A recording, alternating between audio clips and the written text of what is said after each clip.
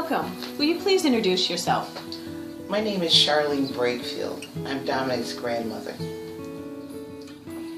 What age did you realize racism existed? Well, when I was a kid, we were sheltered quite a bit because I was born and raised here in Detroit. And I didn't really realize what was going on in the South until I went into high school and my eyes were open about all the things that were going on down south. I didn't realize here in Detroit we had nothing but white police officers at that time. And well, in high school I realized that there was a few things that were wrong in the South, that people were being persecuted. My people were being persecuted, and I didn't like that. What made you decide to get involved? What happened here in Detroit, because we had nothing but white police officers, the black people were persecuted and profiled because I didn't have any experience with that. But when I got into high school, I realized how prevalent it was. Now, the thing that started the riots in Detroit, a prostitute was shot and killed for no reason. And the police department did nothing about it because she was shot by police officers. And that was the beginning of the riots here in Detroit. It was the most horrible experience I'd ever seen in my life. How did the riots affect you? Well, I saw this city burning. I saw people getting shot and killed. My very best friend, I think I was 16, 17, she got shot and killed for no reason. There were twin men that ran a corner store. One of them got shot and killed. And I was directly affected by it because it was in my face then. I couldn't hide from it anymore. And I had to do something. When everything broke out, people were shooting each other and they were setting the city on fire. My mom said to bring all her babies home. Okay, there were 8 of us at the time. So we had to go around the city and gather up all my brothers and sisters and their children and get as much food as we could and meet back at my mom's house. The last person I had to pick up was my sister. She lived on 12th Street. And we went over there to get her, and her whole street was on fire. Her house was on fire. And we finally got her and the children out into the car, and she turns around and runs back into a burning house. A burning house. She says, I forgot something. I'm like, you cannot run into a burning house. You will get killed. We came all this way to save you. I guess I was about 19, 20 at that time. And it was horrible.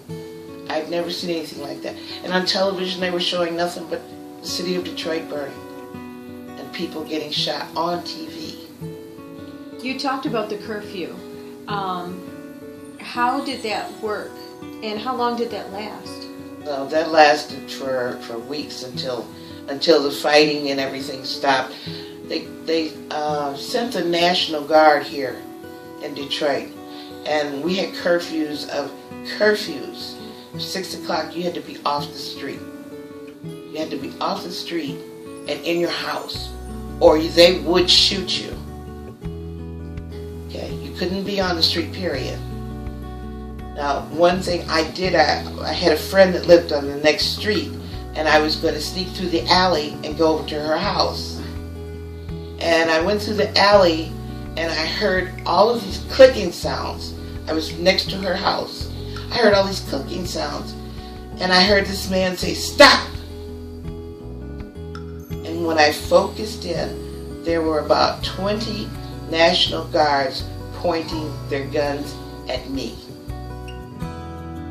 I didn't know there was a sniper in the house I cut through.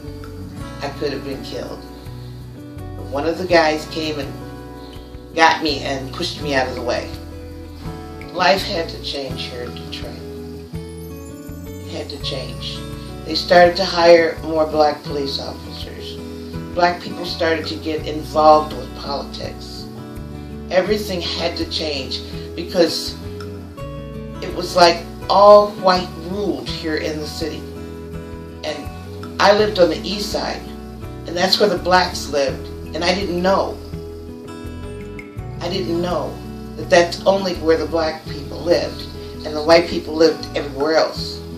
So people started to spread out and get out of the east side and go on the west side, north side, south side. And that's when the white flight began. Because black people started to move into white neighborhoods, white people started to leave the city of Detroit. And that's how we got to where we are today.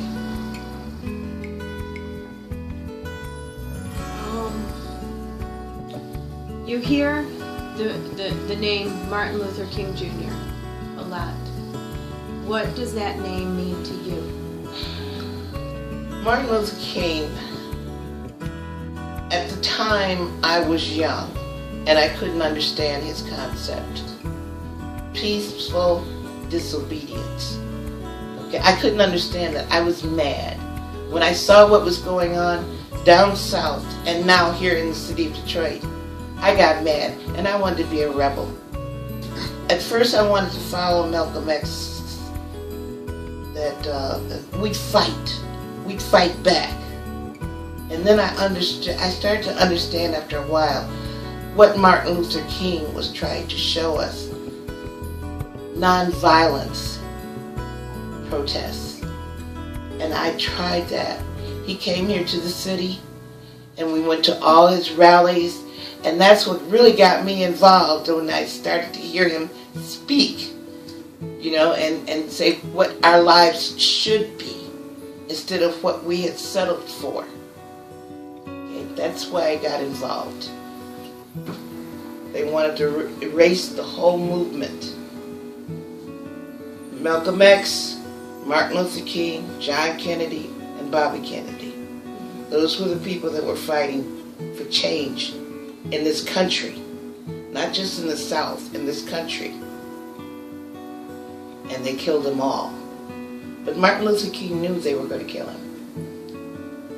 He knew that. Tell me about the first time that you heard him speak. He was at Cobo Hall. And there was, as big as Cobo Hall is, there was standing room only because we just wanted to see his face. We wanted to hear his words, and we wanted to have hope that there would be a better life. And that's what he gave us, hope. Well, I don't know what will happen now. We've got some difficult days ahead. But it really doesn't matter with me now, because I've been to the mountaintop. I don't mind. Like anybody, I would like to live a long life. Longevity has its place. But I'm not concerned about that now. I just want to do God's will. And He's allowed me to go up to the mountain. And I've looked over and I've seen the promised land. I may not get there with you, but I want you to know tonight that we as a people will get to the promised land.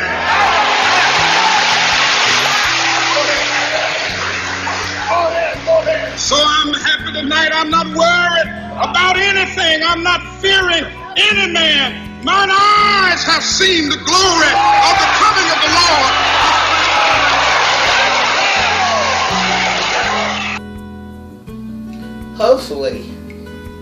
Hopefully, Dominic's generation will do two things.